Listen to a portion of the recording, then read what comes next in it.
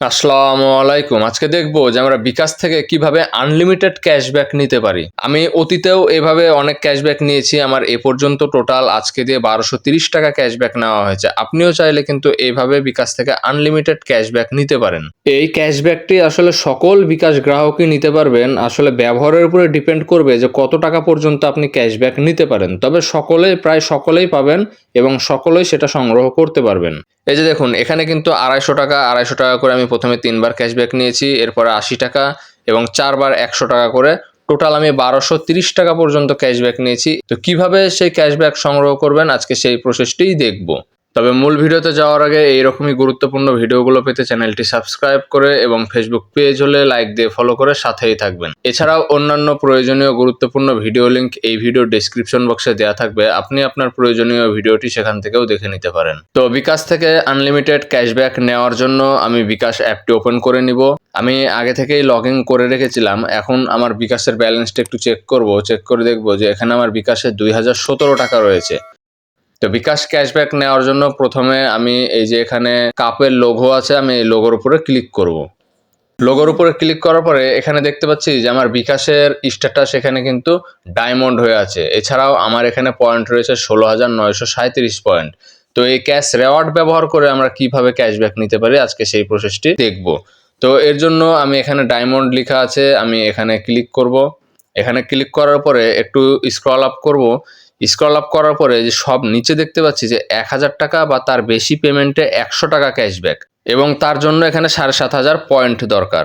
তো আমার যেহেতু ১৬,০০০ পয়েন্ট আছে, আমি এটা দুবার নিতে পারবো। তো আমি এখন এখানে ৳১,০০০ বা তার বেশি পেমেন্টে ৳১০০ ক্যাশব্যাক আমি এখানে সংগ্রহ করুনে ক্লিক করব। এরপর এখানে হ্যাঁতে ক্লিক করব।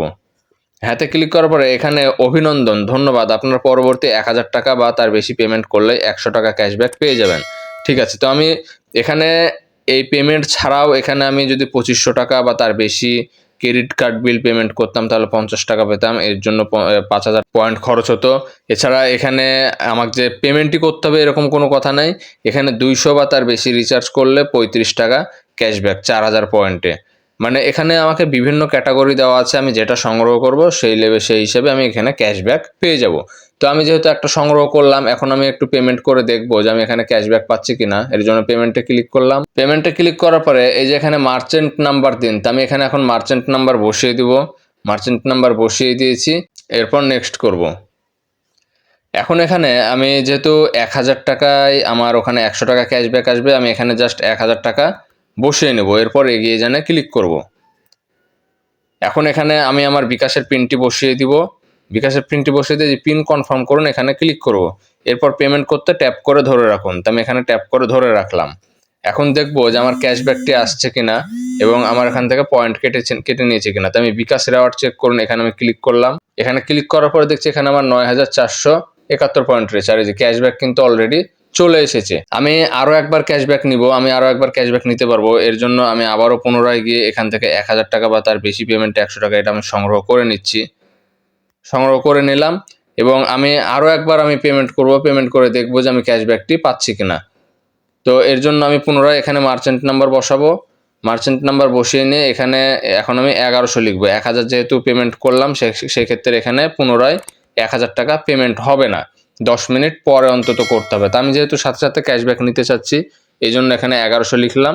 এখন এখানে আবারও পুনরায় বিকাশের পিনটি বসিয়ে নেব। এরপর পিন কনফার্মে ক্লিক করলাম। এখন পেমেন্ট করতে ট্যাপ করে ধরে রাখুন, এখানে ট্যাপ করে ধরে রাখবো।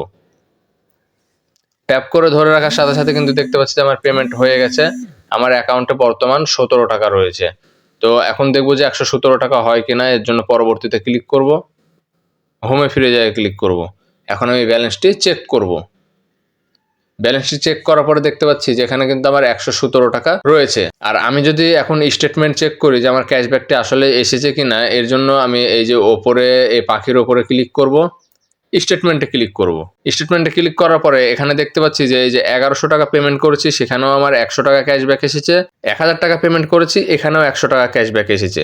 এছাড়াও আগামী পর্বে দেখবেন যে আপনারা কিভাবে এই রিওয়ার্ড পয়েন্ট সংগ্রহ করতে পারেন, এই রিওয়ার্ড পয়েন্ট সংগ্রহ করে ক্যাশব্যাক নিতে পারেন। তো আশা করি বুঝতে পেরেছেন যে কিভাবে আপনিও আপনার বিকাশ থেকে আনলিমিটেড ক্যাশব্যাক নিতে পারবেন। তো ভিডিওটি ভালো লাগলে লাইক শেয়ার করতে ভুলবেন না। আজকের মতো এখানে বিদায় নিচ্ছি। আসসালামু আলাইকুম।